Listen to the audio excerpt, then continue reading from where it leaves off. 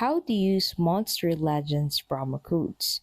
Want free gems and rewards in Monster Legends? Let's see how to use promo codes and which ones are active right now. So, first go ahead and drag down from the top of your screen, and then from here you'll find this scanner tool. So, click on the scanner tool and then go ahead and face your QR scanner into the QR of the promo code, and that will take you here. So click on this open and browser button. So this will take you into the official website of Monster Legends. Now, to be able to claim this gift, you'll need to click on this claim gift button. That would redirect you into the Monster Legends app, and then once you click on let's go, from there you'd be redirected into the section. So click on this claim gift from here, and then as you can see, the gift that you've claimed in here would be credited into the Monster Legends account that you have on your mobile device. So you can get more promo codes on the official website of Monster Legends. You just need to make sure that you are signed in into the Monster Legends application on the device where you're trying to claim the promo code,